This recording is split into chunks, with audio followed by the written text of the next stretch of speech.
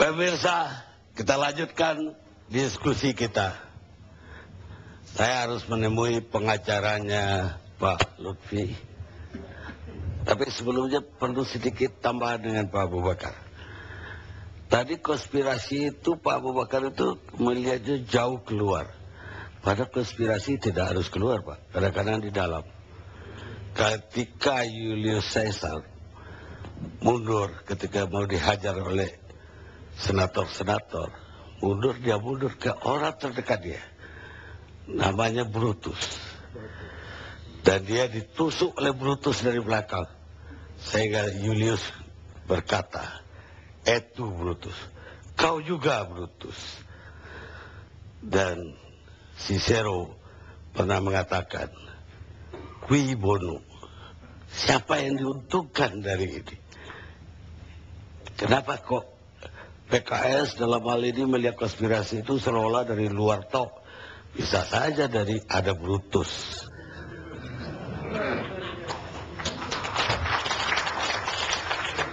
Kayaknya Bang Kadi sudah membaca siapa Brutusnya. Saya khawatir Bang Andri udah lebih paham sekali. Jadi kalau menurut saya, apa yang disampaikan oleh Presiden Partai kemarin itu adalah bahasa untuk ke internal. Gitu. Jadi ke dalam, sehingga benar-benar terasa kita perlu persiapan, perlu rapi lagi, perlu konsolidasi yang lebih kuat lagi. Sehingga kita harus berpegang tangan, ya, menyiapkan kesiapan kita untuk kemenangan ke depan. Karena waktu kita tinggal 1 tahun 5 bulan, gitu. Jadi hal ini jangan sampai terganggu, gitu. Jadi adapun di dalam, di luar, nggak salah Bang Karni, ada semuanya. Oh, jadi ada kemungkinan ya? Ada. Ya, kalau kita lihat lagi sejarah, mungkin Pak Abu Bakar ingat Nabi Isa, atau orang Kristen bilang Yesus. Yang meluk dia itu sehingga Yahudi tahu bahwa itu Yesus, namanya Judas. Orang muridnya juga. Sekarang Pak Asegaf. Pak Asegaf agak menarik ya. Kenapa? Pak Asegaf itu selalu muncul kalau dalam kasus itu ada yang bernama Maharani.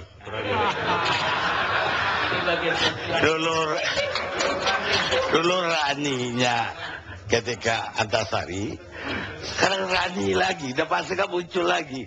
Ada apa Pak Asegaf di pusaran Rani-Rani ini? Saya sendiri juga bertanya-tanya, ada apa dengan saya? Apa memang wajah saya cukup menarik sehingga begitu banyak Rani-Rani? Disitulah rahasianya. Nah, sekarang saya ingin membicarakan tentang kasus ini dari sudut hukum. Ya, saya tidak akan menyentuh politik, ini bagian beliau. Tadi running text dari TV One menyebutkan Abraham Samad, "Saya yang perintahkan tangkap." Tentu pertanyaan kita adalah, kenapa dia menggunakan kata saya, bukan kami? Kita tahu kan kalau KPK itu katanya kolektif kolegial. Nah, kenapa saya? Ada apa di balik itu? Saya tidak akan mencoba menduga-duga, tapi sekedar bertanya. Nah, kemudian pertanyaan berikutnya, saya perintahkan tangkap malam itu, dan malam itu juga dilaksanakan perintahnya. Ya. Ketika petugas KPK datang ke sana, ini rekan saya juga lawyer, dia orang PKS juga, tahu nanti akan cerita apa peristiwanya yang terjadi di sana. Tapi yang saya coba cermati adalah orang KPK datang ke sana sudah membawa surat perintah tangkap. Teman-teman yang di sana mengatakan, mengira bahwa itu adalah surat panggilan. Kalau surat panggilan biasalah, panggil, diperiksa, lalu mereka berdalih dengan adanya 2 bukti yang cukup, lalu dikeluarkan surat perintah penahanan. Itu biasa dan itu normal. Nah, yang saya ingin pertanyakan di sini adalah, juru bicara KPK seringkali mengatakan dalam beberapa peristiwa, antara dia mengatakan begini, dalam satu peristiwa, kami telah mendapatkan 2 alat bukti yang cukup kuat. Oleh karena itu, beralasan untuk menetapkan yang bersangkutan menjadi tersangka. Dalam kalimat yang sama diterapkan juga kepada Ustadz. Kami telah mendapatkan 2 alat bukti yang cukup kuat. Oleh karena itu ditetapkanlah dia sebagai tersangka, tetapi ditahan. Tentu pertanyaan yang menggelitik adalah, apa perbedaan dari kedua orang yang dinyatakan sebagai tersangka dan yang juga diyakini mempunyai 2 alat bukti yang cukup kuat? Sehingga wajar kalau orang bertanya-tanya, ini diskriminatif. Ya, apalagi saya yang perintahkan tangkap. Nah, kenapa harus terjadi peristiwa semacam ini? Malam itu juga langsung dibawa, langsung ditangkap, dibawa ke KPK sampai pagi dan kemudian dikeluarkan surat perintah penahanan.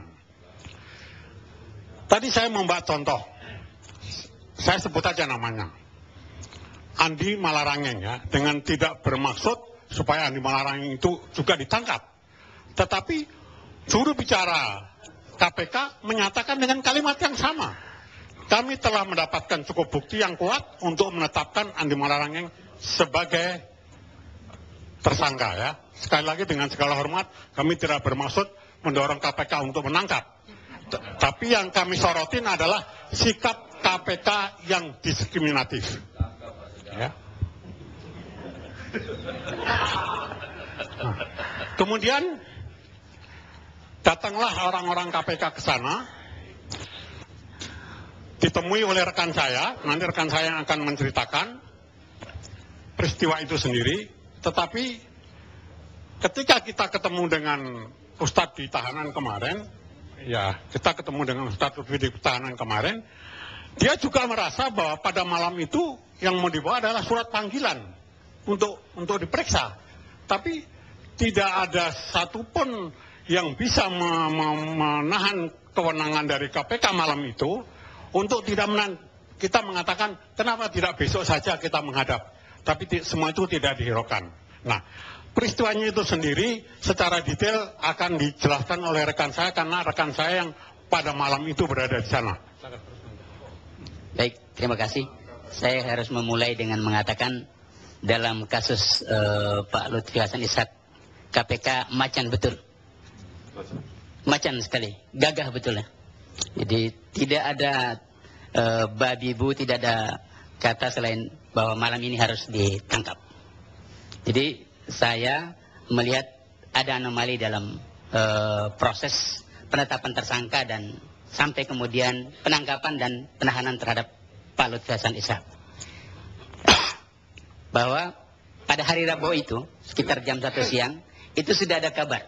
Dan kita selalu mendapatkan itu, ini menjadi catatan penting buat KPK bahwa ada bocoran-bocoran halus yang seharusnya tidak boleh terhadap sebuah proses yuridis yang sedang berjalan di internal KPK. Itu informasi tentang bahwa ada anggota Dewan PKS dari Komisi 4 yang ditangkap oleh KPK. Sehingga kemudian Pak Hidayat Nur Wahid yang membantah pernyataan itu. Tidak ada.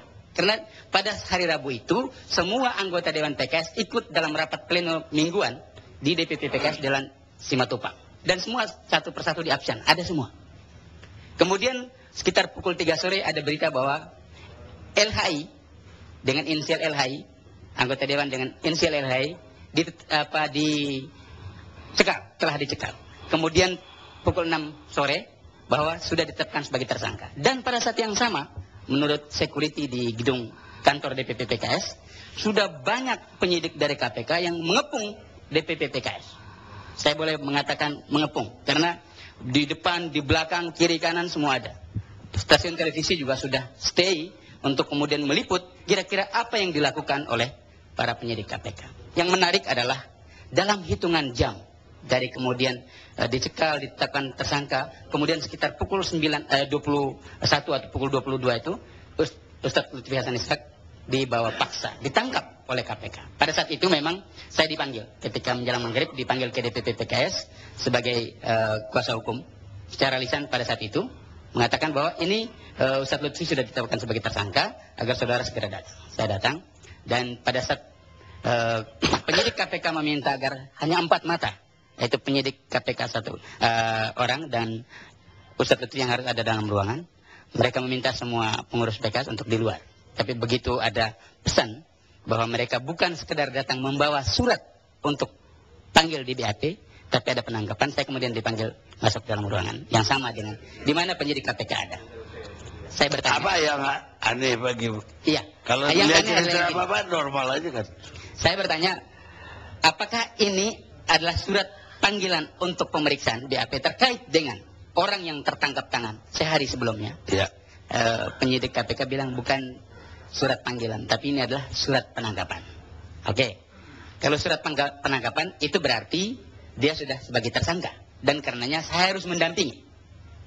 Pada saat itu juga Pak Lutfi dan juga Pak Hidayat selaku pimpinan DPP PKS ada di situ mengatakan Pak Zainuddin Paru kami tunjuk sebagai kuasa hukum untuk mendampingi Pak Lutfi Hasan Ishak pada malam ini untuk dibawa ke KPK. Tapi kemudian ditolak. Saya bilang kenapa ditolak? Saya ditunjuk baik oleh prinsipal maupun pengurus partai yang dipercaya juga di hadapan saudara sebagai penyidik KPK. Itu artinya secara hukum acara sudah sangat tegas dan pasti bahwa seseorang sudah menjadi kuasa hukum. Tapi bagi saya pada saat itu ditolak. Tidak boleh mengikuti, saudara tidak boleh ikut bersama Pak Lutfi Hasan Ishak karena Anda belum berhak dinyatakan sebagai kuasa hukum sebelum ada surat kuasa secara tertulis. Artinya saya ingin mengatakan bahwa KPK dalam hal ini benar-benar mengabaikan apa yang disebut sebagai tata cara atau prosedur hukum acara secara benar. Seseorang tidak bisa diperlakukan dengan cara seperti itu. Yang saya khawatir adalah tindakan penyidik sampai dengan pimpinan KPK terhadap Pak Lutfi Hasan Ishak ini tidak lagi merupakan asas praduga tidak bersalah. Bahkan lebih cenderung kepada karakter assassination, yaitu pembunuhan karakter karena beliau kemudian diambil, ditangkap paksa dari kantor pusat DPP PKS. Ingin menggambarkan kepada orang-orang bahwa inilah pimpinan tertinggi Partai Keadilan Sejahtera kami ambil secara paksa pada malam ini. Dan itulah hebatnya KPK, tapi tidak hebat kepada di luar PKS dan di luar Maksud Bapak ada dramatisasi. Dramatisasi. Kalau Bapak bilang asas praduga juga tidak berarti orang itu benar. Iya. Belum tentu salah, belum Betul. tentu benar. Kita rehat sejenak.